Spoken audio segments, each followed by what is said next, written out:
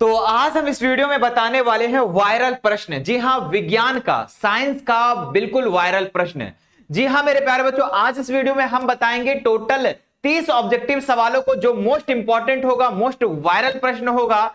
और बच्चों इस वीडियो को आप पूरा देख लेते हो तो आपके सारे ऑब्जेक्टिव बिल्कुल क्लियर होने वाला है। आप पूरे प्रश्न को एग्जाम में बना कर आओगे। और साथ ही साथ ऑब्जेक्टिव के साथ साथ हम यहां पर इस वीडियो में कुछ सब्जेक्टिव सवालों को भी बताएंगे, जो आपके एग्जाम के लिए काफी ज्यादा महत्वपूर्ण होगा। तो आइए बिना लेट के शुरू करते हैं और सभी सवालों को बच्चों वन बाय वन करके पूरा फुल एक्सप्लेनेशन के साथ हम यहां पर देखते हैं। पहला प्रश्न जो दिया गया है सबसे ज्यादा महत्वपूर्ण सवाल है बच्चों, कई बार आपके बोर्ड एग्जाम में पूछा गया है और मोस्ट वायरल प्रश्न है। क्या है कि निम्न में कौन उत्पादक है? पूछ रहा है कि निम्न में कौन उत्पादक है। Which of the following is the producer? जी हां, सर्प है, मेंढक है, ग्रॉस हॉपर है या घास है। तो इसमें आपको देखना है बच्चों कि पहले स्तर पे क्या आता है। पोषी स्तर आप लोगों ने पढ़ा होगा कि हर जीव क्या है, एक दूसरे पर निर्भर होता है। तो पहले नंबर पे जो होता है बच्चों, यानी कि पहला नंबर पे आपका क्या होता है, तो पहले नंबर पे घास होता है। ठीक है, पहले नंबर पे क्या होता है, घास होता है। और घास को कौन खाता है बाबू? टिड्डा खाता है। घास को कौन खाता है बाबू? टिड्डा खाता है। टिड्डा को कौन खाता है बाबू? मेंढक खाता है। ठीक है, और मेंढक को कौन खाता है? तो सांप खाता है। तो इसमें अगर मैं बात करूं सबसे पहले नंबर पे क्या आता है, तो घास आता है। तो यही मेरे प्यारे बच्चों हो जाएगा उत्पादक, यही हो जाएगा आपका प्रोड्यूसर। ठीक है, तो यानी ऑप्शन नंबर इसमें अगर बात करें तो डी इसका राइट आंसर हो जाएगा। ठीक है, उत्पादक जो हो जाएगा को क्या हो जाएगा? घास हो जाएगा। घास को खाने वाला टिड्डा, टिड्डा को खाने वाला मेंढक, मेंढक को खाने वाला सर्प। ठीक है, तो यहां पर बच्चों अगर मैं बात करूं टिड्डा, टिड्डा क्या आ जाएगा, ये द्वितीय में आ जाएगा और यही आपका शाकाहारी हो जाएगा। क्या हो जाएगा बच्चों? शाकाहारी हो जाएगा, है ना। अगर मैं बात करूं कि शाकाहारी किस पोषक स्तर पर आता है, तो द्वितीय पोषक स्तर पर शाकाहारी आता है। ठीक है, यहां पर आपका जो तृतीय पोषक स्तर पर आएगा बच्चों, वो क्या हो जाएगा? मांसाहारी हो जाएगा। क्या हो जाएगा? मांसाहारी हो जाएगा। देखिए ये भी एग्जाम में आपका डायरेक्ट पूछा जाता है कि द्वितीय पोषक स्तर पे क्या होते हैं, शाकाहारी या मांसाहारी या दोनों या क्या, है ना। तो याद रखिएगा घास उत्पादक हो जाएगा और ये टिड्डा आपका शाकाहारी और ये मांसाहारी। ठीक है, तो यहां पर आपको उत्पादक पूछा था तो ऑप्शन नंबर डी इसका राइट आंसर हो जाएगा। चलिए आगे बढ़ते हैं। नेक्स्ट सवाल पे क्या कह रहा है कि ओजोन परत के अपक्षय के लिए कौन जिम्मेदार है? जी हां बच्चों, यहां पर कह रहा है कि विच of the following is the responsible for ozone layer, है ना, डिप्लेशन। यहां पर आपको बताना है कि ओजोन परत जो क्षय हो रहा है, अपक्षय हो रहा है, इसका क्या रीजन है। ऑप्शन दिए गए हैं कार्बन डाइऑक्साइड के कारण, क्लोरोफ्लोरोकार्बन के कारण, सीएफसी के कारण, है ना, सल्फर डाइऑक्साइड के कारण या नाइट्रोजन ऑक्साइड के कारण बच्चों। तो यहां पर आप लोग को पता होगा कि ओजोन जो परत जो क्षय हो रहा है वो क्लोरोफ्लोरोकार्बन के कारण हो रहा है। किसके कारण? क्लोरोफ्लोरोकार्बन, सीएफसी के कारण हो रहा है ना। और ये ओजोन जो होता है बच्चों, ये ओजोन जो होता है ऑक्सीजन के 3 अणुओं से मिलकर बना होता है और ये वायुमंडल में एक परत में होता है। ठीक है, और ये धीरे धीरे क्या हो रहा है, छिद्र होते जा रहा है। ओजोन परत जो है धीरे धीरे छिद्र होते जा रहा है। ठीक है, किसके कारण? तो ये क्लोरोफ्लोरोकार्बन के कारण, ये गैस के कारण बच्चों। और ये गैस कहां निकलता है? तो आपके एसी से, फ्रिज से, ये सबसे ये गैस निकलती है। ठीक है, और ये धीरे धीरे ये अपक्षय करते जा रही है ओजोन परत को। और अगर मेरे प्यारे बच्चों ये ओजोन परत खत्म हो जाएगा ना, तो सूर्य की जो तीखी किरणें हमारे पृथ्वी पर आएगी और हमें हमारे स्किन को क्या करेगी बच्चों? स्किन कैंसर, है ना, कैंसर हो सकता है हमें। ठीक है, तो इस बात को ध्यान रखिएगा कि ओजोन परत का जो अपक्षय हो रहा है ये इसके लिए जिम्मेदार है वो क्लोरोफ्लोरोकार्बन है।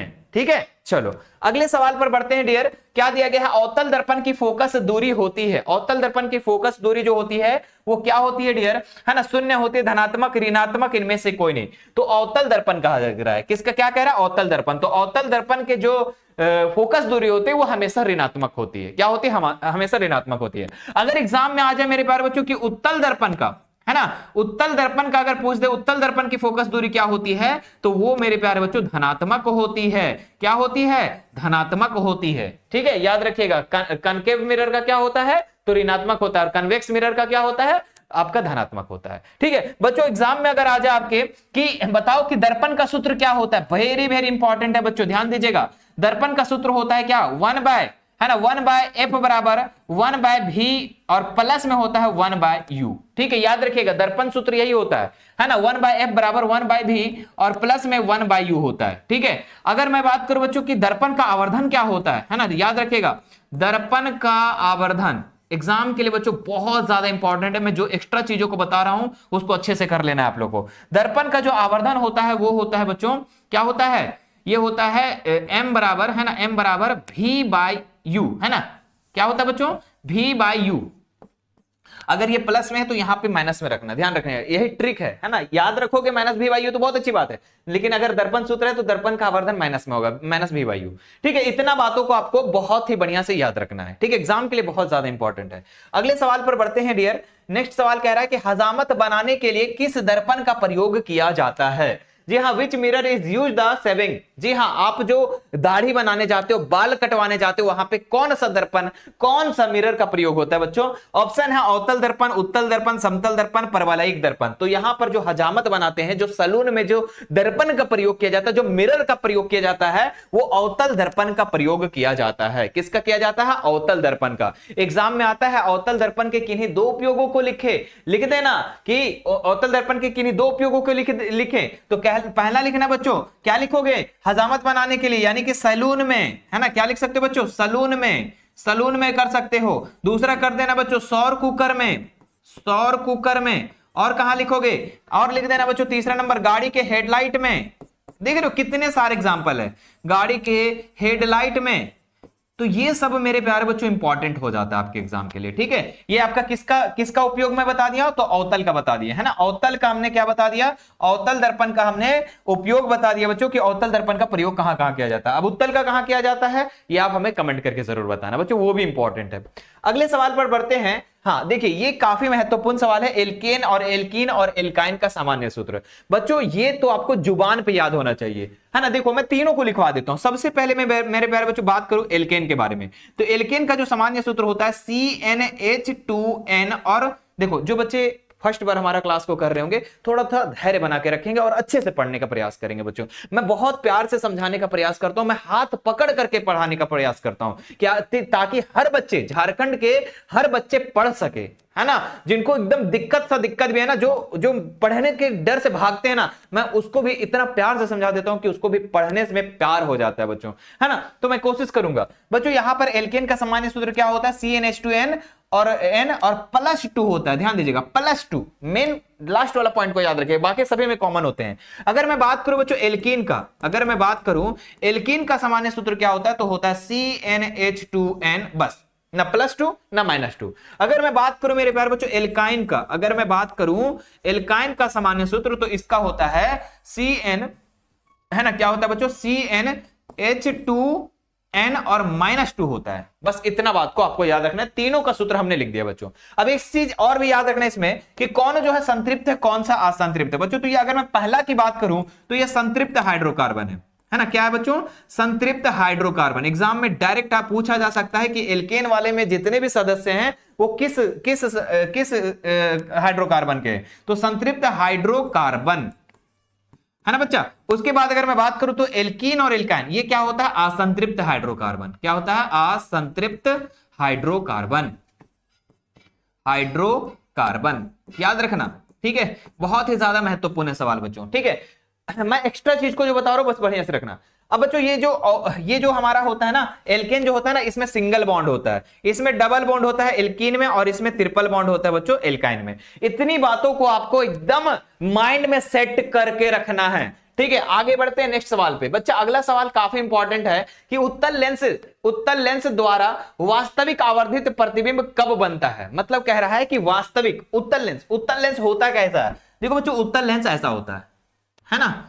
उत्तल लेंस ऐसा होता है, और ये बच्चों मुख्य अक्ष होता है। आपको पता है कि ध्रुव से और फोकस से होकर जाने वाली रेखा को हम मुख्य अक्ष कहते हैं बच्चों। ये मुख्य अक्ष हो गया, और यहां पर कह रहा है कि हम कहां पर वस्तु को रखें। देखो यहां पर होता है 2f और यहां पर होता है बच्चों f, है ना 2f और यहां पर f, ठीक है बच्चों। यहां पर f1 f2 है ना, यहां पर देख लो ये 2f1 2f2 बच्चों। यहां पर हो जाएगा f2 और यहां पर हो जाएगा 2f2, ठीक है। ये चीजें बच्चों कह रहा है कि हम वस्तु को कहां पर रखें कि प्रतिबिंब क्या बने? वास्तविक और आवर्धित प्रतिबिंब बने। तो हम अगर वस्तु को मेरे प्यारे बच्चों यहां पर रखते हैं, ध्यान दीजिएगा, हम वस्तु को यहां पर रखेंगे तो प्रतिबिंब जो बनेगा बच्चों इधर बनेगा, है ना। कहां पर बनेगा? ध्यान दीजिएगा, अगर हम इधर रखते थे तो फोकस पर बनता था, अनंत पे रखे थे तो फोकस पर बनता। जब मेरे प्यारे बच्चों हम 2f से परे रखे तो हमारा इन दोनों के बीच में बना। जब हम 2f पर रखे तो यहां पर बना। जब हम 2f और f1 के बीच में रखे तो हमारा प्रतिबिंब यहां पर बनेगा, ठीक है। तो आवर्धित बनेगा और क्या बनेगा बच्चों? वास्तविक बनेगा। आवर्धित मतलब बड़ा, ठीक है। तो जब हम 2f और f1 के बीच में रखेंगे,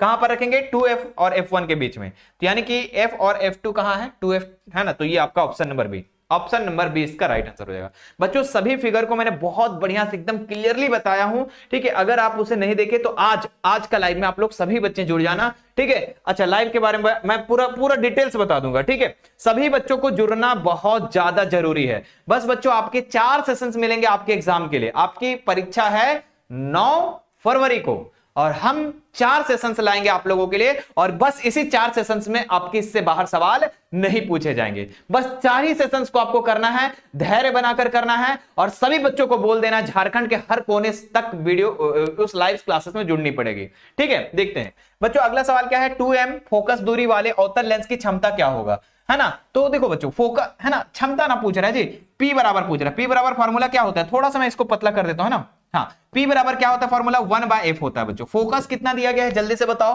बोले सर 2m दिया गया है। फॉर्मूला जुबान पे याद होना चाहिए, वरना जुबान काट लेंगे। सोचो तुम, सोचो वरना, ठीक है। 1/f का मान कितना दिया गया है, 2 दिया गया है, ठीक है बच्चा, 2 दिया गया है। अब देखो इसको इससे डिवाइड करेंगे, है ना। तो देखो ये छोटा है भाई, छोटा है तो क्या करेंगे, पॉइंट लगा देंगे, 0 हो जाएगा, 2 × 5 = 10।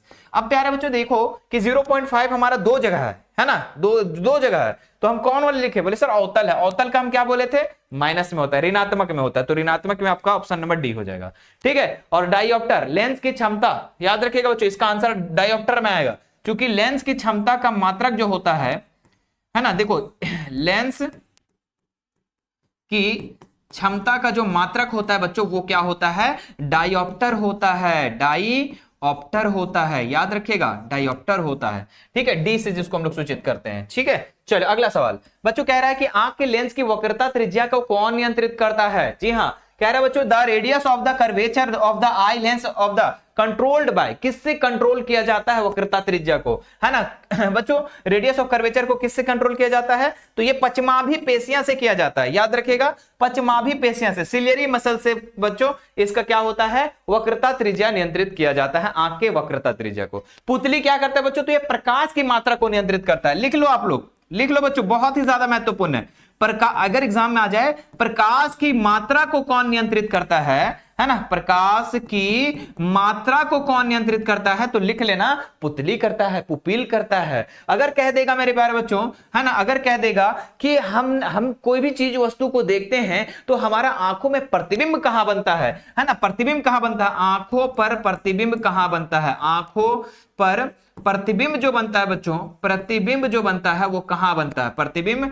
बनता है ना, बनता है कहां पर बनता है बच्चों, तो कहना दृष्टि पटल पर, है ना, रेटिना पर, इंग्लिश में बात करें तो रेटिना पर। पचमाभी पेशियां तो हमने बता दिया वक्रता त्रिज्या को कंट्रोल करता है। परितारिका बच्चों ये आंखों के रंग का बताता है, क्या बताता है ये मेरे प्यारे विद्यार्थी जी, आंखों का रंग को बताता है, आंखों का रंग को बताता है। बस यही सब तो बातों आपको क्या जुबान पे याद रखना है भाई, कुछ नहीं है, एकदम हलवा है, हलवा हलवा बता रहे हैं। साइंस बच्चों कुछ भी नहीं है, मैथ एकदम कुछ भी नहीं है, क्योंकि मैं पढ़ा रहा हूं आपको, कैप सर आपको पढ़ा रहे हैं, मिशन टू वाले सर पढ़ा रहे हैं। बिल्कुल निश्चिंत रहें, आप निश्चिंत रहें, बस आपको धैर्य बनाकर देखना है बच्चों। नेक्स्ट देखते हैं हम लोग क्या दिया गया है, अवतल लेंस वाले चश्मे में कौन सा दृष्टि दोष होता है। देखो अवतल लेंस जो प्रयोग करते हैं मेरे प्यारे विद्यार्थी जी, वो कौन सा उसको दोष होता है, कौन सा मतलब कि कौन सा दृष्टि दोष, है ना, दीर्घ दृष्टि दोष, निकट दृष्टि दोष, या फिर द्विफोकसी, है ना बच्चों, मतलब कि जरा दृष्टि दोष, तो कौन सा दोष,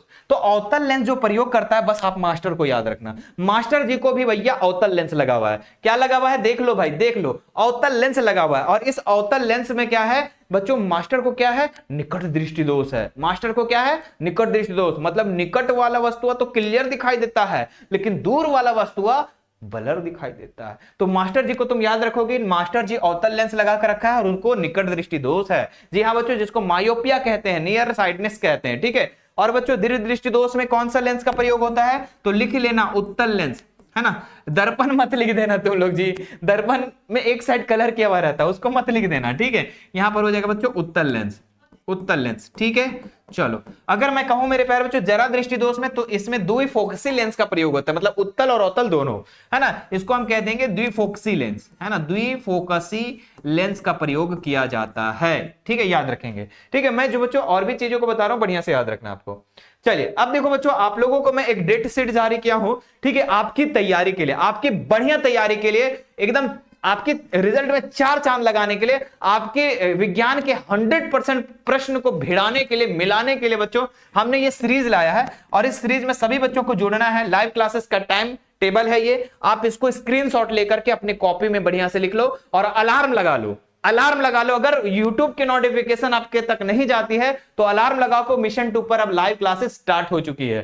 जी हाँ बच्चों, कैप सर यानी मैं, ठीक है, साइंस पढ़ाएंगे 7 फरवरी 2026 को 5 PM में, यानी 5 बजे शाम आपको पढ़ाएंगे 7 फरवरी को, जब भी 7 फरवरी है मतलब आज, ठीक है। अगर मैं बात करूं बच्चों साइंस का, जो 8 फरवरी को सुबह 5 बजे, एकदम सुबह सुबह उठ जाना अलार्म लगा करके, और मिशन 2 पर बच्चों एकदम समय पर जुड़ जाना, ठीक है। कुछ भी ना देखना, कहते हैं ना विकल्प बहुत मिलेंगे मार्ग भटकाने के लिए, लेकिन संकल्प एक ही रखना मंजिल तक जाने के लिए। तो बच्चों आपको एकदम संकल्प एक ही रखना है और मिशन 2 पर जुड़ करके और हर पॉइंट को क्लियर करना है, क्योंकि मैं हूं बच्चों, है ना। अगर मैं बात करूं यहां पर साइंस का फिर क्लास होगा आपका शाम 5 बजे, फिर साइंस का परीक्षा होगी मेरे प्यारे बच्चों, साइंस की परीक्षा बोलते हैं, साइंस का जो एक और फिर आप लोग का 9 तारीख को जब एग्जाम होगा तो 4 बजे एकदम सुबह सुबह भोरे भोरे उठ जाना, ठीक है। और पूरा तरीके से रिवीजन करेंगे एकदम खतरनाक तरीके से कि भैया उससे क्वेश्चन बाहर आएगा ही नहीं, एकदम नहीं आएगा बच्चों, ध्यान रखना, ठीक है। अब देखो बच्चों उसके बाद मैथ वाला भी आप लोग देख लो, अभी मैथ का एग्जाम नहीं है तो 11 तारीख को एग्जाम है,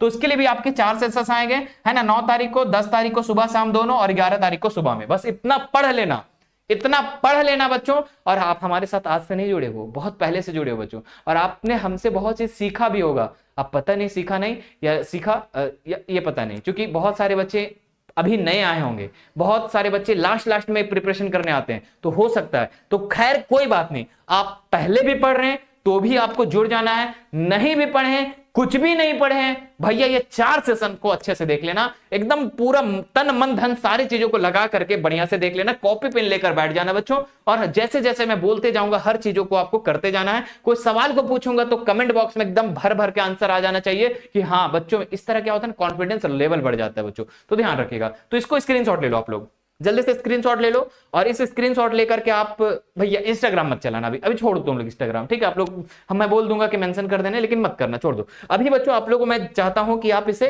काम करो, ठीक है। बाकी आप इससे स्क्रीनशॉट लेके हमारे साथ आप शेयर कर दो अपने सभी दोस्तों को। चलिए आगे बढ़ते हैं।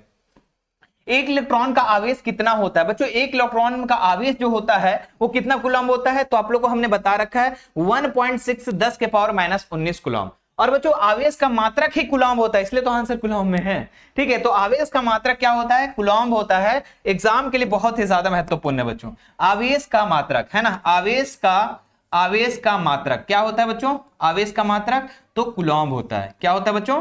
कूलम्ब। चलिए याद रखिएगा। अगले सवाल पर आते हैं बच्चों। कह रहा है चालक में धारा प्रवाहित होने वाली गतिशील कण कौन होते हैं? जो चालक होता है, मान लो बच्चों ये वायर है, वायर में क्या हो रही है? करंट प्रवाहित हो रही है, ठीक है। तो उसमें क्या गतिशील होता है? क्या कौन से कण गतिशील होते हैं? कौन से चलते हैं? परमाणु, आयन, प्रोटॉन, इलेक्ट्रॉन। तो हमने बोला बच्चों कि धारा में इलेक्ट्रॉन का बहाव होता है। क्या होता है? इलेक्ट्रॉन का बहाव होता है ना। धारा प्रवाहित होने वाली गतिशील कण क्या होते हैं? इलेक्ट्रॉन होते हैं। याद रखिएगा, इलेक्ट्रॉन होते हैं, है ना बच्चों। अगर आपको विद्युत परिपथ बनाने बोल देगा बच्चों तो ऐसे बना सकते हैं आप, है ना। ये बल्ब बना देना, यहां पर ए मीटर बना देना बच्चों, यहां पर आप इस तरीके से एक कुंजी बना देना, ठीक है। यहां पर बच्चों आप इस तरीके से एक बैटरी बना देना, है ना। इस तरीके से क्या करोगे बच्चों? बैटरी बना दोगे, ये है ना। हाँ बच्चों इस तरीके से आप क्या करना? बैटरी बना देना, ठीक है। देखो ये बच्चों प्लस है, ये माइनस है। अब इस पॉइंट को आप ध्यान रखना, ठीक है।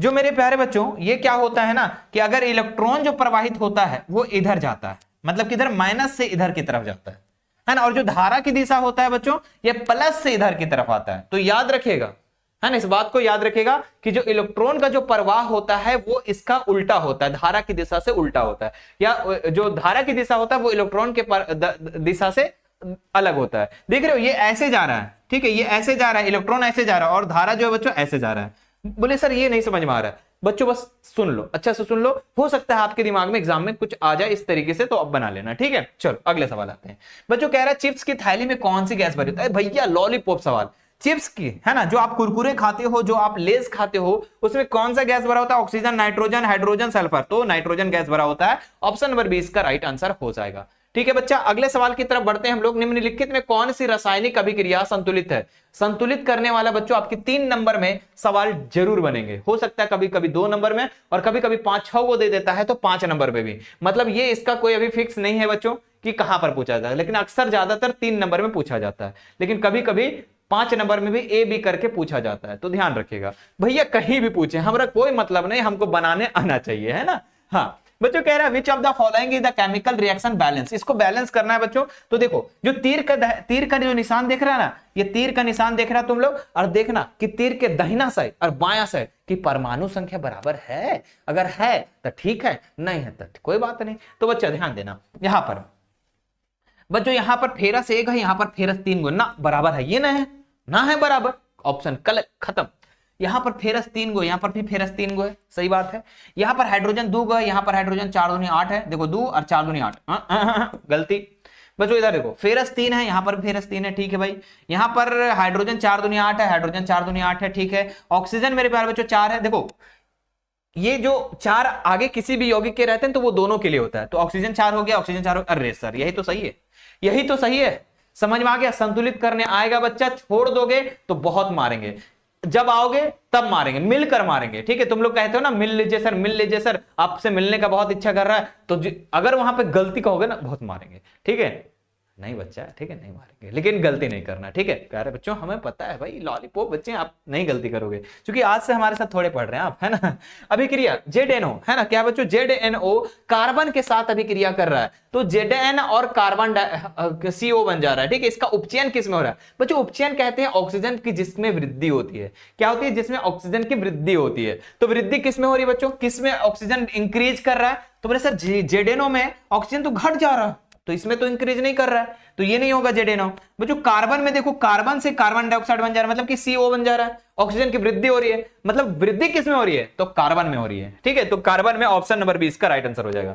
बहुत सारे बच्चे इसमें गलती करते हैं, पता क्या कि अरे कार्बन CO में तो वृद्धि हो रहा है ना, तो CO मार दो। नहीं, आपको जब भी करना है बच्चों इधर वाला का करना, उधर वाला नहीं, आपको इधर वाला से कंपेयर करना है कि बढ़ किस में रहा, घट किस में रहा। तो इसमें बढ़ रहा है तो कार्बन में बढ़ रहा है, तो कार्बन इसका आंसर होगा, ना कि कार्बन ऑक्सीजन कर देना। बहुत सारे बच्चे गलती करते हैं, तो ये बात को आप ध्यान रखेंगे तो समझ में। अच्छा इसमें ZNO से ZN बन रहा है बच्चों, तो ये इसका मतलब ZNO क्या हो रहा है, तो ZNO का मेरे प्यारे बच्चों ZNO का अपचयन हो रहा है, ZNO का क्या हो रहा है, अपचयन हो रहा है, याद रखिएगा। चलिए आगे बढ़ते हैं।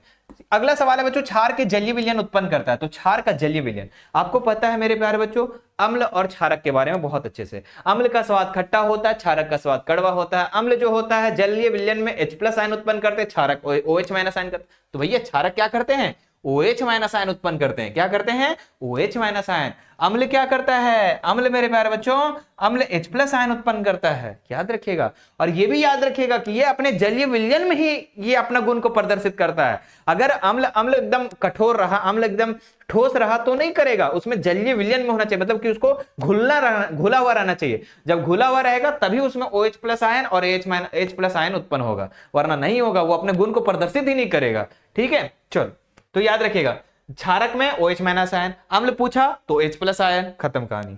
आगे बढ़ते हैं। पौधों में पत्तियों द्वारा बने हुए भोजन का संवहन किसके द्वारा होता है, तो बच्चों आपको पता है कि सभी क्या खाते हैं, खाना खाते हैं, भोजन, अपने ऊर्जा को प्राप्त करने के लिए खाना खाते हैं, भोजन करते हैं। तो भैया जैसे हम करते हैं वैसे पेड़ पौधे भी करते हैं, ठीक है। तो पेड़ पौधे जो होते हैं बच्चे, तो ये खाना कैसे खाते हैं, आखिर ये कि खाना बनाते कैसे हैं, खाते कैसे हैं, है ना। हिया पत्ता है तो हुआ तक कैसे चल जाता है खाना, है ना। तो समझो बच्चों, जैसे हमारे प्यारे बच्चों हमारे बॉडी में सिराएं होती है ना, वैसे पेड़ पौधे में बच्चों 2 संवहन उत्तक होता है। एक भैया जाइलम भैया होते हैं, एक होता है बच्चों जाइलम भैया, और एक होता है बच्चा फ्लोएम भैया।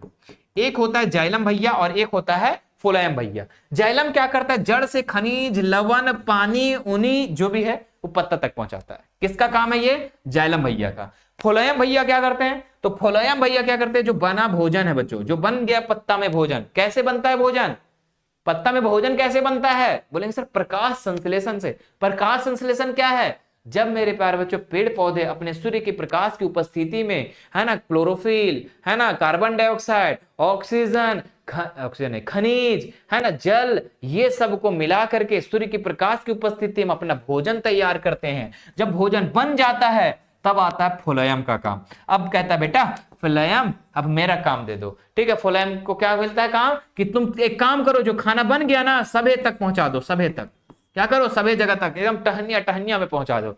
तो फ्लोएम का काम क्या है, कि ये भोजन का संवहन करता है, भोजन का क्या करता है, परिवहन करता है। तो ऑप्शन नंबर इसका बी राइट हो जाएगा कि फ्लोएम जो है भोजन का परिवहन करता है। और इसका दिशा क्या होता है बच्चों, तो ऊपर भी होता है, दायां भी होता है, नीचे भी होता है फ्लोएम का। याद रखिएगा, इसका दिशा ऊपर भी होगा, इधर भी होगा, जेने तेने होगा, लेकिन जाइलम का हमेशा ऊपर दिशा होता है, इस बात को भी याद रखिएगा। अगले सवाल पर आते हैं। ध्रुव और वक्रता केंद्र से मिलाने वाली त्रिज्यक रेखा को क्या कहते हैं? तो बच्चों मान लो ये दर्पण है ना, और ये क्या है, ध्रुव है, और इससे बच्चों है ना वक्रता केंद्र सी है, तो इससे मिलाने वाली रेखा को हम कहते हैं मुख्य अक्ष। क्या कहते हैं बच्चों? मुख्य अक्ष, यानी कि प्रिंसिपल एक्सिस, है ना, मुख्य अक्ष कहते हैं, मुख्य अक्ष, मुख्य अक्ष, ऑप्शन नंबर सी। अगले सवाल पर आते हैं। हाँ, ये प्रश्न कह रहा है यदि आपतन किरण और परावर्तित किरण के बीच 90 डिग्री का कोण है तो परावर्तन कोण क्या होगा? बहुत सारे बच्चे पता है इसको नहीं बना पाते हैं। देखिए समझो क्या कह रहा है। आपतन किरण बच्चों आपको पता है ना, यहां पर क्या होता है, ये एक समतल दर्पण इस तरीके से, आपतित किरण है ना, और क्या कह रहा है, परावर्तित किरण है ना, परावर्तित किरण, ये आपतित किरण, ये परावर्तित किरण, इसके बीच का कोण 90 डिग्री दिया गया है। इसके बीच का कोण कितना दिया? 90 डिग्री, मतलब टोटल का 90 डिग्री दिया गया यहां पर। ठीक है, अब यहां पर डियर ये कह रहा है कि परावर्तन कोण का मान क्या होगा? तो परावर्तन कोण ये वाला होता है, जो बीच में क्या होता है, अभिलंब, और ये होता है बच्चों आपतन कोण, और ये होता है परावर्तन कोण। और आपतन कोण और परावर्तन कोण सदा बराबर होता है, मतलब दोनों बराबर। अगर ये 20 है तो ये भी 20, अगर ये 50 है तो ये भी 50। अब यहां पर टोटल अगर 90 दिया गया है बच्चा, तो एक काम करो ना कि इसको आधा आधा हम दोनों को कर सकते हैं, है ना, तो यहां पर आधा आधा करेंगे तो ये 45, ये 45। अब बताओ परावर्तन कोण का मान कितना होगा? तो 45 डिग्री। मतलब कह रहा आपतित किरण है ना, आपतन नहीं होना चाहिए, यहां पर आपतित होना चाहिए। तो आपतित किरण और परावर्तित किरण के बीच का अगर 90 डिग्री का कोण है तो परावर्तन कोण का मान जैसे इसका आधा का मान कितना होगा? 45 डिग्री होगा। ठीक है, हाँ, अब कभी कभी एग्जाम में रहेगा कि आपतित किरण अगर मान लो कि 50 डिग्री दिया गया है तो परावर्तित आपतन कोण का मान 50 डिग्री दिया गया तो परावर्तन कोण का मान कितना होगा? 50 ही हो जाएगा। ठीक है, तो ये बात को समझना है आपको कि प्रश्न कैसे पूछा जा रहा है। अगला सवाल पर बढ़ते हैं हम लोग, ये सवाल क्लियर हो गया है ना। नेक्स्ट कह रहा है कठोर जल को मृदु करने के लिए किस सोडियम यौगिक का प्रयोग किया जाता है? जी हाँ बच्चों, जो कठोर जल होता है उसको बच्चों सरल बनाने के लिए, मृदु करने के लिए किस सोडियम का प्रयोग होता है? Sodium carbonate, sodium bicarbonate, sodium carbonate decahydrate, इनमें से कोई नहीं, तो सोडियम कार्बोनेट का प्रयोग किया जाता है। ऑप्शन नंबर ए इसका राइट आंसर हो जाएगा। अगला देखते हैं, दही में कौन सा अम्ल पाया जाता है? बच्चों ये जितने भी स्रोत हैं, जितने भी अम्ल है, वो कहां पर कैसे पाया जाता है वो चीज आपको याद रख लेना है। ठीक है, जैसे बच्चों दही में पूछ रहा है तो दही में टार्टिक अम्ल, लैक्टिक अम्ल, फॉर्मिक अम्ल, सिट्रिक अम्ल, तो इसमें अगर हम बात करें डियर तो दही में जो आपका होता है लैक्टिक अम्ल पाया जाता है। क्या पाया जाता है? लैक्टिक अम्ल, है ना। टार्टिक अम्ल किसमें पाया जाता है बच्चों? तो इमली में, इमली में आपका टार्टिक अम्ल पाया जाता है। अगर मैं कहूं बच्चों कि फॉर्मिक अम्ल किसमें पाया जाता है तो आप कहना चींटी के डंक में। क्या कहना? चींटी के डंक में। ठीक है, अगर एग्जाम में आ जाए बच्चों सिट्रिक अम्ल किसमें पाया जाता है तो आप कहना संतरा में, है ना, संतरा और नींबू में, संतरा और नींबू में। ठीक है, और भी एक दो अम्ल का नाम याद रखेंगे, जैसे मेरे प्यारे बच्चों सिरका में कौन सा अम्ल पाया जाता है? अगर एग्जाम में आ जाए सिरका में कौन सा अम्ल पाया जाता है तो कहना एसिटिक अम्ल। क्या कहना? एसिटिक अम्ल, है ना। और मेरे प्यारे बच्चों अगर आ जाए टमाटर में कौन सा अम्ल पाया जाता है? टमाटर में कौन सा अम्ल पाया जाता है तो लिखना ऑक्जेलिक अम्ल। क्या कहना? ऑक्जेलिक अम्ल। ठीक है, तो इन सभी बातों को आपको ध्यान में रखना है। ठीक है, जितने भी अम्ल है बच्चों यहां पर आपको याद रखना। ठीक है, चींटी के डंक में, बिच्छू के डंक में आपका फॉर्मिक अम्ल होता है, जिसको मेथेनोइक अम्ल के नाम से भी जानते हैं। तो ये सभी अम्लों के नाम और कहां पर ये पाया जाता है, किस चीज में पाया जाता है, उसको बढ़िया से याद रख लेना है। ठीक है, चलो अगले सवाल पर देखते हैं, कौन सा धातु गैसीय अवस्था में होती है? तो धातु गैसीय अवस्था में हाइड्रोजन, आयोडीन, कार्बन, फास्फोरस। तो बच्चों ये गैस है, हाइड्रोजन, है ना, आधातु भी है, ऑप्शन नंबर ए। अगला देखते हैं, पृथ्वी के परपट्टी पर प्राकृतिक रूप से पाए जाने वाले तत्वों को क्या कहा जाता है? यौगिकों को क्या कहा जाता है? तो खनिज कहा जाता है, एस के या गैस या फ्लक्स? तो बच्चों खनिज कहा जाता है।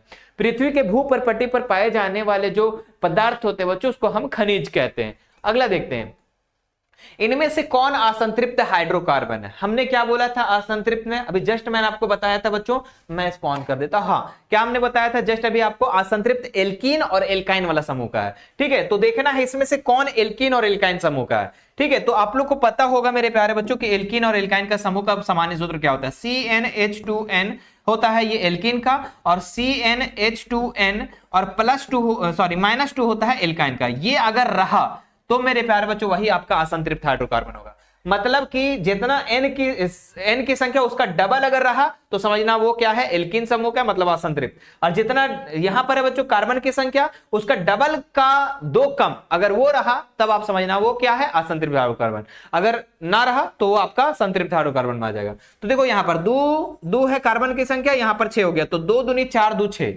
ये तो बच्चा आपका एल्केन समूह का है, CnH2n और +2, मतलब कि जितने कार्बन की संख्या है उसका दुगुना से 2 ज्यादा। तो ये तो भाई एल्केन का है, तो ये ऑप्शन होगा नहीं, एल्केन का है ना, किसका है, एल्केन का है ना, केन वाला है।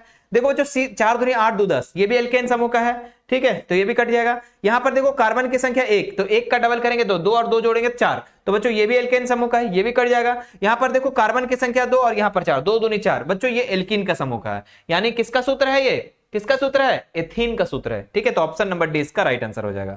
अगला सवाल देखते हैं हम लोग। अच्छा एक बात आप लोग को हमने बताना भूल गया बच्चों, जो असंतृप्त हाइड्रोकार्बन होता है ना, वो एच से स्टार्ट होता है। कहां से स्टार्ट होता है, एच से शुरू होता है, ठीक है। हाँ, जितने भी आपका एल्कीन और एल्काइन वाला समूह का है, और एल्केन समूह का हमेशा मेरे प्यारे बच्चों मैथ से स्टार्ट होता है, ठीक है। इस बात को आपको ध्यान में रखना है। चलो अगला देखते हैं। कह रहा है बच्चों कार्बोक्सिलिक अम्ल में प्रकार्यात्मक समूह। देखो प्रकार्यात्मक समूह बच्चों बहुत ज्यादा इंपॉर्टेंट आपके एग्जाम के लिए, किसी का भी पूछा जा सकता है। OH अगर किसी के लास्ट में लगा रहा तो वो कौन सा प्रकार्यात्मक समूह है, CHO लगा रहा या CO लगा रहा, COOH लगा रहा, तो किस समूह का है। बस याद रखना बच्चों, अगर किसी के लास्ट में, किसी भी संरचना के लास्ट में बच्चों OH लगा रहा तो कहना कि वो एल्कोहल ग्रुप का है। जी हाँ बच्चों, कहना एल्कोहल ग्रुप का है। अगर किसी के लास्ट में CHO रहा तो आप कहना बच्चों एल्डिहाइड ग्रुप का है, ठीक है। अगर मेरे प्यारे बच्चों किसी के लास्ट में CO लगा रहा तो आप कहना मेरे प्यारे विद्यार्थी जी, आप मेरे प्यारे विद्यार्थी जी इसको कहना कि ये कीटोन समूह का है, कीटोन समूह का है। अगर किसी के लास्ट में COOH लगा रहा तो कहना कार्बोक्सिलिक अम्ल का। एक स्क्रीनशॉट ले लो, एक मेरे प्यारे बच्चों स्क्रीनशॉट लो, कार्बोक्सिलिक अम्ल है ना, इसको मेरे प्यारे बच्चों आप लोग क्या क्या कर लो, स्क्रीनशॉट ले लो। अच्छा इसका उच्चारण भी समझ लो, कभी कभी उच्चारण से क्वेश्चन डायरेक्ट आता है, ठीक है, कि इसके जो प्रत्यय पूछेगा, नहीं प्रत्यय ना पूछेगा, हाँ उपसर तो आगे होता है, प्रत्यय अगर प्रत्यय पूछेगा, बोलेगा कि एल्कोहल का प्रत्यय क्या है, तो लास्ट में क्या लग रहा है, ऑल, है ना, मेथेनॉल, है ना, एथेनॉल, लास्ट में ऑल अगर लगा रहा मेरे प्यारे बच्चों, अगर लास्ट में किसी का लगा रहा all, methanol, ethanol, propanol, butanol, तो समझना वो एल्कोहल ग्रुप का है। किस ग्रुप का है, एल्कोहल ग्रुप का। या फिर मेरे प्यारे बच्चों ऐसे एग्जाम में आ जाएगा कि एल्कोहल का प्रत्यय क्या हो जाएगा, तो उसमें देखना है मेथेनॉल, एथेनॉल, ब्यूटेनॉल, लास्ट में क्या रहा, ऑल ऑल ऑल, तो ये प्रत्यय हो जाएगा। एल्डिहाइड बच्चों किसी के लास्ट में अल लगा रहा है ना, अल लगा रहा या एल लगा रहा है ना, नैल है ना, एल लगा रहा, तो मेरे प्यारे बच्चों समझना वो क्या है, वो एल्डिहाइड का। अगर किसी के लास्ट में अगर ओन लगा रहा मेरे प्यारे बच्चों तो समझना वो कीटोन समूह का है, जैसे मेथेनॉन, एथेनॉन, प्रोटेनॉन, ब्यूटेनॉन, इस तरीके से। बच्चों यहाँ पर कार्बोक्सिलिक अम्ल में अगर किसी के लास्ट में ओइक अम्ल लगा रहा है ना, ओइक अम्ल लगा रहा बच्चों, बहुत ज्यादा इंपॉर्टेंट है, इसको आप वेरी वेरी इंपॉर्टेंट कर लो, ठीक है, वेरी वेरी इंपॉर्टेंट। इसी से सवाल बनेंगे, बस आपको तरीका को चेंज कर सकता है या फिर यही सवाल आपके डायरेक्ट पूछा जा सकता है, तो बहुत ज्यादा इंपॉर्टेंट है बच्चों। अगला देखते हैं, मनुष्य में वृक्क किस तंत्र का भाग है। कई बार बता चुके बच्चों, पोषण का नहीं, श्वसन का नहीं, उत्सर्जन का, राइट आंसर। जी हाँ बच्चों, जो वृक्क होता है, जो किडनी होता है, वो उत्सर्जन तंत्र का भाग है। जी हाँ, वही बच्चों, वहीं पे क्या होता है, वहीं पे ब्लड साफ होता है वृक्क में ही, है ना। और एक वृक्क का बच्चों अगर इकाई पूछा जाए तो वृक्काणु होता है। क्या कहते हैं बच्चों, वृक्काणु, है ना, वृक्काणु, जिसको हम नेफ्रॉन के नाम से जानते हैं। और नेफ्रॉन का चित्र मेरे प्यारे बच्चों आपके एग्जाम के लिए बहुत ज्यादा इंपॉर्टेंट है। किसका चित्र, तो नेफ्रॉन का चित्र बहुत ही ज्यादा इंपॉर्टेंट है, याद रखेंगे। चलिए अगले सवाल की तरफ बढ़ते हैं मेरे प्यारे बच्चों। क्रामाकुंचन गति पाई जाती है ग्रसनी में, छोटी आंत में, कॉलन में या फिर अग्नाशय में। तो याद रखिएगा क्रामाकुंचन मतलब होता है मेरे प्यारे बच्चों की इस तरीके से गति, इस तरीके से। अगर हम भोजन खाते तो ऐसा गति कहां पर होता है, तो गर्दन में। देखते होंगे आप किसी का खाते होते हैं ऐसे ऐसे ऐसे ऐसे से जाता है, ठीक है, तो ग्रसनी में, ऑप्शन नंबर ए। अगला सवाल देखते हैं, कौन सी ग्रंथि अंतःस्रावी और बाह्यस्रावी ग्रंथि है बच्चों, तो अग्नाशय, है ना, अग्नाशय जो है अंतःस्रावी ग्रंथि और बाह्यस्रावी दोनों ग्रंथि हैं। चलिए अगला देखते हैं, किसमें मुकुलन विधि द्वारा जनन होता है। मुकुलन द्वारा कितना अच्छा से बताया बच्चों, हाइड्रा के बारे में, है ना, हाइड्रा के बारे में बताए थे इस तरीके से कि हाइड्रा में जो होता है ये इस तरीके से मुकुलन होता है ना, मुकुल बन जाता है और इसी से जनन होता है, एक हाइड्रा से दूसरा हाइड्रा, दूसरा हाइड्रा, तीसरा, इस तरीके से। तो हाइड्रा में मुकुलन होता है। अमीबा में मेरे प्यारे बच्चों ये कैसे होता है, इसका जनन कैसे होता है, तो ये कैसे होता है, ये आप हमें कमेंट करके बताना, ठीक है, ये हमें आप कमेंट करके बताना कि अमीबा में कैसे होता है ना। चलो अगला देखते हैं मेरे प्यारे बच्चों, नेक्स्ट सवाल पर, एक पुरुष में कौन लिंग गुणसूत्र होता है। तो पुरुष में याद रखिएगा बच्चों कि पुरुष में अगर पूछा जाए, पुरुष में होता है एक्स और वाई। क्या होता है? एक्स और वाई। अगर स्त्री में पूछा जाए बच्चों तो होता है एक्स और एक्स। ठीक है, याद रखिएगा, पुरुष में एक्स और वाई गुणसूत्र होते हैं और स्त्री में कितनी होती है? एक्स और एक्स होता है। और याद रखिएगा बच्चों कि मनुष्य में जो है 23 जोड़ी है ना, 23 जोड़ी क्या होते हैं? गुणसूत्र होते हैं। याद रखिएगा 23 जोड़ा यानी कि 46 गो है ना, 46 ठो 46 है ना, 46 ठो होता है, याद रखिएगा। तो यहां पर आपका पुरुष वाला पूछा तो एक्स वाई हो जाएगा है ना। अगला सवाल देखते हैं बच्चों, लेंस की किस बिंदु से गुजरने वाली किरणें विचलित नहीं होती? तो लेंस के किस बिंदु से? तो याद रखिएगा बच्चों, लेंस से अगर केंद्र से होकर जाने वाली जो होती है, केंद्र से गुजरने वाली जो रेखा होती है वो विचलित नहीं होती है प्रकाशिक केंद्र से। Option number B. अगला सवाल देखते हैं, उत्तल लेंस के अभिसारी लेंस क्यों कहा जाता है बच्चों? तो उत्तल लेंस को अभिसारी लेंस इसलिए कहा जाता है कि वो क्या करता है? या प्रकाश की किरणों को एकत्र करता है ना, है ना, हाँ एकत्र करता है, या प्रकाश की किरणों को फैलाता है, या किरणों को सीधा भेजता है, या किरणों को मोड़ता है। तो बच्चों ये क्या करता है ना, ये अभिसारी जो है ना, उत्तल लेंस क्या करता है? जो प्रकाश की ये है, ठीक है, क्या बोलेंगे उसको, प्रकाश की, कहां चला गया जी, हाँ, जो प्रकाश की किरण है इसको क्या करता है? एकत्र करता है या फैलाता है। तो अभिसारी क्या कर रहा है बच्चों? ये अभिसारी कर रहा है, मतलब कि ये क्या करता है? एकत्र करता है। ठीक है, एकत्र करता है। तो ऑप्शन नंबर ए इसका राइट आंसर हो जाएगा। ठीक है, चलिए अगले सवाल पर आते हैं, निम्न में से कौन धातु सर्वाधिक तन्य है? ठीक है, सोना, लोहा, तांबा, जस्ता। तो इसका राइट आंसर हो जाएगा सोना। ठीक है, इसका क्या हो जाएगा? सोना। सोना अत्यधिक जो है बच्चों तन्य धातु है। अगला सवाल देखते हैं, क्यों? क्योंकि बच्चों इसी से क्या है? पतली तार के रूप में निकाला जा सकता है। अब मुझे बताएंगे कि एक ग्राम सोना में कितना किलोमीटर तक ये तार खींचा जा सकता है, ये आप हमें कमेंट करके बताना। चलिए अगला देखते हैं, धातुओं की क्रियाशीलता का सही क्रम क्या है? बच्चों धातुओं की क्रियाशीलता बहुत ही ज्यादा इंपॉर्टेंट है, याद रखना है बच्चों। इसी से विस्थापन अभिक्रिया का क्वेश्चन आता है एग्जाम में। ठीक है, क्या होता है धातुओं का क्रम, कि कौन सा सही होगा? बोले सर ये इस तरीके से क्वेश्चन कभी आज तक पढ़े ही नहीं। बच्चों मैंने आपके पढ़ाया है, याद करो। हमने बताया था कि सबसे जो अधिक अभिक्रियाशील है Zn है ना, उसके बाद सोडियम है ना, काशीनाथ का आलू, एल्युमिनियम है ना, काशीनाथ का माली है ना, माली Mg, आलू जरा फीका पकाता है Zn, जरा फीका पकाता है Pb है ना, पकाता है। कौन है? आगे आओ। ठीक है, तो ये बच्चों हमने ट्रिक से याद किया है इसको। ठीक है, कि जिंक कैसे लिख दिया जी? काशीनाथ का आलू होना जगह सॉरी ये पोटेशियम, काशीनाथ का आलू। हाँ ठीक है, देखो बच्चों ये सबसे ज्यादा अभिक्रियाशील, उसके बाद ये धीरे धीरे क्या हो रहा है? अभिक्रियाशीलता कम होते जा रही है। सबसे कम अभिक्रियाशील कौन है? सोना है। क्यों? क्योंकि ये किसी के साथ अभिक्रिया नहीं करती है और बहुत ही तन्य धातु होती है बच्चों ये। ठीक है, अब यहां पर कह रहा है कि सबसे ज्यादा अभिक्रियाशील है कौन? पोटेशियम। तो यहां पर क्या होना चाहिए? पोटेशियम की तरफ मुंह खुला रहना चाहिए। तो सोडियम के बाद जिंक है, हाँ सर ठीक है, फिर जिंक के बाद मैग्नीशियम, नहीं मैग्नीशियम तो ऊपर है तो ये कट जाएगा। सोडियम के बाद मैग्नीशियम, सोडियम यहां पर है, मैग्नीशियम ठीक है भाई, फिर कॉपर यहां पर ठीक है, फिर जिंक यहां, अरे नहीं ये नहीं होगा बच्चों। देखो जिधर बड़ा उधर मुंह खुलना चाहिए। तो मैग्नीशियम जो है सोडियम से बड़ा है, मैग्नीशियम जो है सोडियम से बड़ा है, मैग्नीशियम जो है सोडियम से बड़ा है, कहां है जी? नहीं है ना, नहीं ये तो छोटा है तो ये भी कट जाएगा। सोडियम जो है बच्चों मैग्नीशियम से बड़ा है, सोडियम जो है मैग्नीशियम से बड़ा है, ठीक है भाई। फिर जिंक जो है मैग्नीशियम से बड़ा है, सॉरी सोडियम जो है मैग्नीशियम से बड़ा है, जिंक मैग्नीशियम बड़ा है, जिंक से मैग्नीशियम बड़ा है, और कॉपर से जिंक बड़ा है, कॉपर से जिंक बड़ा है। ठीक है, यानी यार ऑप्शन नंबर डी इसका राइट आंसर हो जाएगा। ठीक है, चलिए अब हम लोग यहाँ पर प्यारे बच्चों कुछ सब्जेक्टिव सवालों को भी देख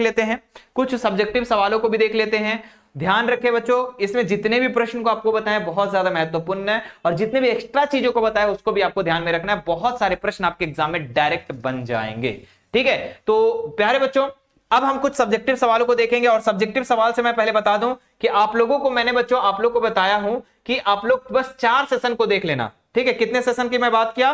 4 सेशन को देखने के बाद किया कि साइंस का 4 सेशंस को आप लोग को जरूर से जरूर देखना है। ठीक है, 7 फरवरी 5 बजे स्क्रीनशॉट ले लो कि कब कब लाइव क्लासेस चलती हैं। बहुत सारे बच्चे कमेंट करते रहते सर लाइव आपका कब आता है सर। ठीक है बच्चों, बस जो पढ़ाऊंगा वही प्रश्न आपके एग्जाम में आएंगे, बस इस लाइव में आप लोग जुड़ जाना। ठीक है, बहुत ही बड़ा यहां पर बच्चों पहला तो अंतिम युद्ध होगा, उसके बाद मेरे प्यारे बच्चों ऑब्जेक्टिव सब्जेक्टिव होंगे, फिर मैराथन, फिर महा मैराथन, इस तरीके से आप लोग का क्लासेस चलेगा। ठीक है, तो तैयार रहना बच्चों। अब हम लोग यहां पर अब सब्जेक्टिव सवालों को देख लेते हैं, कुछ सब्जेक्टिव जो कि काफी ज्यादा महत्वपूर्ण है, और भी सब्जेक्टिव मेरे प्यारे बच्चों आप लोग को हम कहां पे करवाएंगे? तो हम आपको करवाएंगे मैराथन क्लासेस में, अंतिम युद्ध क्लास में, तो अंतिम युद्ध में आज आप लोग को जुड़ जाना है। देखो क्या कह रहा है, पोषी स्तर क्या है, पहला सवाल कह रहा है बच्चों कि पोषी स्तर क्या है। ठीक है, एक खाद्य श्रृंखला के उदाहरण दे, इनमें से पोषी स्तर बना है बच्चों, बहुत ही ज्यादा महत्वपूर्ण है। ओम का नियम बच्चों, इसको समझ लो कि वेरी वेरी इंपॉर्टेंट है इस बार के लिए। ठीक है, ओम का नियम। ठीक है, उसके बाद पार्श्वक्रम। बच्चों सर इसका आंसर कहां पर मिलेगा, तो प्यारे बच्चों इसका आंसर जो आपको हम टेलीग्राम पर दे देंगे। ठीक है, टेलीग्राम पे आप लोग जुड़ जाना, और उसके बाद जितने भी सेशंस में आपके क्लासेस होंगे बच्चों वो आपको टेलीग्राम पर मिल जाएगा, और इसका भी आपको टेलीग्राम पर आपको ये पीडीएफ जो है मिल जाएगा। तो टेलीग्राम आप लोग ज्वाइन कर लेना, लिंक डिस्क्रिप्शन बॉक्स में दिया गया है, वहां से आप जुड़ जाना बच्चों। ठीक है, देखो ये सारी चीजें बहुत ज्यादा इंपॉर्टेंट है बच्चों। संयोजन विक्रिया, वियोजन विक्रिया, उष्माक्षेपी विक्रिया, उष्माशोषी विक्रिया, मैं एक एक लाइन में बता दूंगा बच्चों, कुछ नहीं है इसमें। संयोजन विक्रिया जब ऐसे रासायनिक विक्रिया जब दो या दो से अधिक अभिकारक मिलकर एकल उत्पाद का निर्माण करते हैं, संयोजन विक्रिया। एक उदाहरण दे देना है। वियोजन विक्रिया जब एकल अभिकारक टूट करके छोटे छोटे उत्पाद का निर्माण करते हैं, वियोजन विक्रिया कहलाता है। एक उदाहरण दे देना। उष्माक्षेपी विक्रिया ऐसे रासायनिक विक्रिया जिसमें उष्मा का निर्माण होता है ना, उत्पाद निर्माण के साथ साथ उष्मा निकलता है, उसको उष्माक्षेपी विक्रिया। उष्माशोषी विक्रिया ऐसे रासायनिक अभिक्रिया जिसमें क्या बोलेंगे, अभिक्रिया करवाने संपन्न कराने के लिए उष्मा की आवश्यकता होती है, उसको उष्माक्षेपी विक्रिया कहते हैं। ऐसे देख लो बच्चों, विस्थापन विक्रिया ऐसे रासायनिक विक्रिया जिसमें अधिक अभिक्रियाशील वाला जो तत्व है वो कम अभिक्रियाशील को अपने जलीय विजन से विस्थापित कर देते हैं, विस्थापन विक्रिया। द्विस्थापन में आयनों का आदान प्रदान होता है। उपचयन में जिसमें ऑक्सीजन की वृद्धि होती है, अपचयन में ऑक्सीजन। भैया बहुत आसान है, ये आप लोगों ने पहला चैप्टर बहुत अच्छे से याद भी किया होगा। आर भी देखे बच्चों, ये भी बहुत ही ज्यादा महत्वपूर्ण है, एक संतुलित वाले क्वेश्चन वाले भी बच्चों। मैं इसका पीडीएफ जो है टेलीग्राम पर डाल देता हूं। ठीक है, टेलीग्राम पे आप लोग ज्वाइन कर लेना है पीडीएफ को। ठीक है, पीडीएफ को, और आप लोग को टेलीग्राम में बच्चों आप लोग को हम डेट भी डाल दे रहे हैं। ठीक है, डेट कि कब कब आपका लाइव सेशंस होगा उसको आप स्क्रीनशॉट लेकर रख सकते हैं,